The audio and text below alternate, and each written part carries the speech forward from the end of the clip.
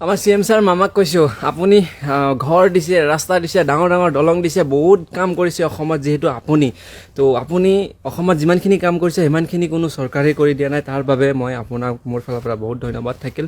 কিন্তু আপুনি আৰু এটা যদি চেঞ্জ কৰি দিয়ে, যিবোৰ নিবনুৱা ল'ৰা বাহিৰত গৈ কাম কৰি থাকে সেইবোৰ যাতে অসমতে কাম পায়, তাৰ বাবে ডাঙৰ ডাঙৰ কেইটামান কোম্পানী খোলে আৰু কোম্পানীত যোনবোৰ বাহিৰা দেশৰ মানুহে কম পইচাত কাম কৰি থাকে সেইবোৰক যাতে ওলোৱাই পেলাই দি আমাৰ অসমৰ নিবনুৱা ল'ৰা অসমতেই যদি কামখিনি কৰিব পায়, তো সেই তেতিয়া আৰু বেছি ভাল লগা হৈ যাব। তো মোৰ ফালৰ পৰা মামাক অনুৰোধ কৰিছোঁ, আৰু ৰাইজে মোৰ কথাখিনি যদি মতামত আছে তেতিয়াহ'লে ভিডিঅ'টো শ্বেয়াৰ কৰিব আৰু লগতে ভাল ভাল চাই কমেণ্ট দি যাব।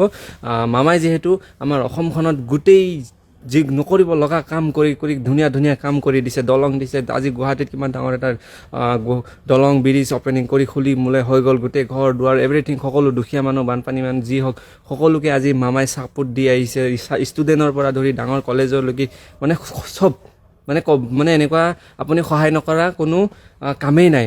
আপুনি চব কথাতে আপুনি কাম কৰিছে, সহায় কৰিছে, সকলো মানুহক আপুনি সহায় কৰি চাই মেলি আহিছে। তো মাত্ৰ মামা আমাৰ ফালৰ পৰা এটাই অনুৰোধ, লেবাৰসকল য'তো বাহিৰত নিবনুৱা ল'ৰাবোৰ বাহিৰা কোম্পানীত কাম কৰি আছে সেইবোৰ যাতে অসমতে কাম পায়, আৰু কাম পায় সেইখিনি সুবিধা কৰি দিয়ক, অলপমান গুৰুত্ব দি দিয়ক। আৰু 2 নম্বৰ কথা হৈ গ'ল, বাহিৰা মানুহ আহি পেলাই যে অসমত যে কম পইচাত কাম কৰি আছে সেইখিনি অকণ উলিয়াই যাতে আমাৰ অসমৰ মানুহ যাতে কোম্পানীত কাম বিচাৰি গ'লে ভেকেঞ্চি আছে বুলি কয়, যাতে কম পইচাত যাতে কাম কৰি থকাবোৰক যাতে ভেকেঞ্চি সিহঁতক উলিয়াই পেলাই যাতে আমাৰ অসমৰ নিবনুৱা ল'ৰাক ভেকেঞ্চি খালী আছে বুলি কৈ পেলাই ভেকেঞ্চি দিয়ে। তো মোৰ ফালৰ পৰা এটা সৰু অনুৰোধ থাকিল।